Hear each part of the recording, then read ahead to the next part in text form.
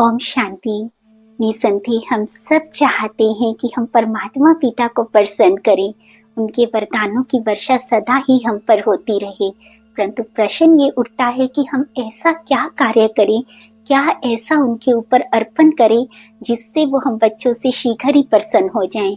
क्योंकि हम सब ने सुना है कि परमात्मा पिता भोलेनाथ हैं, वो अपने बच्चों से बहुत शीघ्र प्रसन्न हो जाते हैं।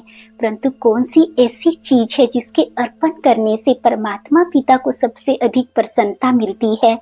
तो इसको समझने के लिए सबसे पहले हम एक छोटी सी कहानी को सुनते हैं। ये कहानी है एक ऐसे व्यक्ति की जो रोज चोरी करने के लिए जाता है और इसी चोरी के आधार पर ही वो अपने जीवन को चला रहा है। परंतु अब कुछ दिन हो गए हैं, उसको चोरी करने के लिए कुछ भी नहीं मिल रहा है। अब स्थिति ऐसी हो गई है कि भोजन की भी व्यवस्था नहीं हो पा रही है, जिससे वो बहुत अधिक दुखी और परेशान है। तभी उसको पता चलता है कि गांव के पास एक शिव का मंदिर है, जहाँ पर जो शिवलिंग के ऊपर जो कलश लगा हुआ है वो सोने का है। तो उसके मन में आता है कि मुझे उस कलश को चुराना है, जिससे कुछ समय तक मुझे किसी भी प्रकार की और चोरी करने की आवश्यकता ही नहीं पड़ेगी। तो उस कलश को चोरी करने की भावना से वो उस शिव के मंदिर में जाता है। परंतु क्या देखता है, वहाँ बहुत अधिक भीड़ लगी है, भक्तों की लंबी लंबी लाइनें लगी हुई हैं।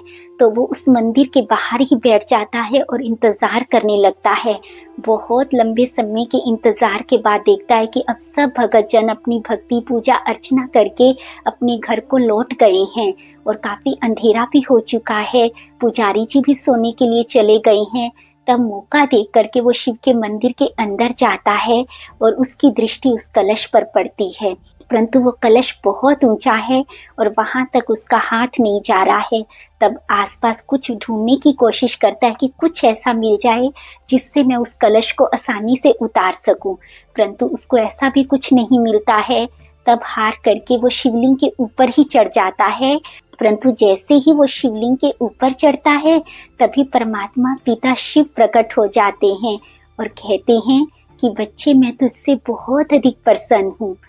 अब वो व्यक्ति बहुत अधिक आश्चर्यचकित है। वो खुली निगाहों से परमात्मा पिता को देख रहा है। उसे अपनी आंखों पर विश्वास नहीं हो रहा है और उसकी आंखों में प्यार के आंसू हैं। क्योंकि जब परमात्मा पिता की प्यार की दृष्टि जैसे ही उस व्यक्ति पर पड़ती है, तो उसका मन परमात्मा के प्यार से भर जाता है और वो परमात्मा पिता से कहता है कि प्रभु, मैं तो बहुत बुरा हूँ। मैंने तो अपने जीवन में अनेक अपराध किए हैं। यहाँ भी मैं सिर्फ कलश को चुराने के उद्देश्य से आया था। मैंने तो कुछ भी ऐसा नहीं किया है जिससे आप मेरे ऊपर प्रसन्न हो जाएं। तब परमात्मा पिता कहते हैं, मेरे यहाँ बहुत सारे भगत आते हैं।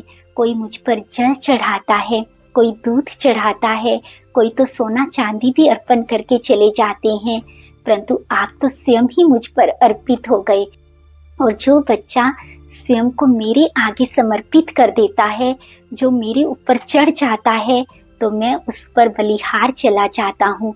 मैं उसके जन्म जन्म का उद्धार कर देता हूँ।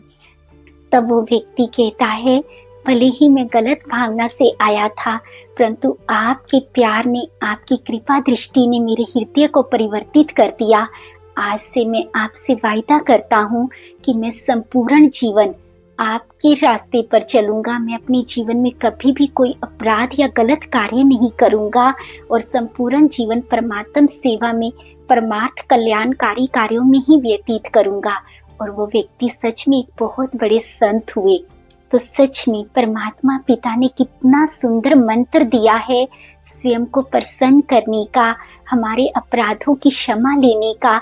अगर हमारे जीवन में हमसे बहुत अधिक अपराध हो गए हैं, हमने बहुत अधिक पाप कर्म कर लिए हैं या हमसे बहुत अधिक भूलें हुई हैं और आज हम चाहते हैं कि हमारे वो अपराध क्षमा हो जाएं या वो भूलें हमको रियलाइज हो रही हैं, हम नहीं चाहते कि हम जिंदगी में फिर कभी दोहराएं, तो सिर्फ सच्चे दिल से परमात्मा पिता के आगे बैठिए और उनको कहिए कि मैं सच्चे दिल से आपके आगे समर्पित हूँ।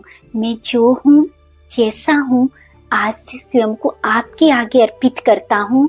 और मैं वायदा करता हूँ कि ज़िंदगी में मैं फिर ये कभी अपराध, ये कभी भूल नहीं करूँगा। तो परमात्मा पिता आपको वो शक्ति भी देंगे, अपने वरदानों से भी आपको भरपूर करेंगे, ताकि आपको अपने जीवन में सुधरने का बहुत सुंदर मौका मिले। क्योंकि पूरी दुनिया में सिर्फ और सिर्फ परमात्मा पिता एक ऐसे हैं जो उनके आगे कैसा भी आए, कोई भी आए, हम आत्माएं चाहे कितनी भी बुरी हों, कितने भी हमने पाप कर्म किए हों, हमने कितने भी अपराध किए हों, परंतु वो हम सबको क्षमा करने की पावर रखते हैं।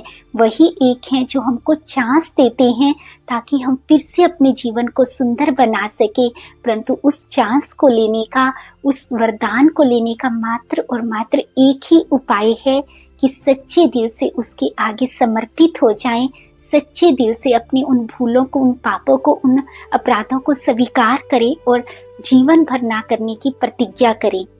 वैसे भी एक देश की सरकार भी तो यही करती है ना, जब कोई अपराधी स्वयं को उसके आगे समर्पित कर देता है गवर्नमेंट के आगे, तो वो भी उसको एक मौका देती है और उसकी सजा को भी काफ़ी हद तक कम कर देती है और अपने जीवन को सुंदर बनाने का एक सुंदर चांस भी देती है।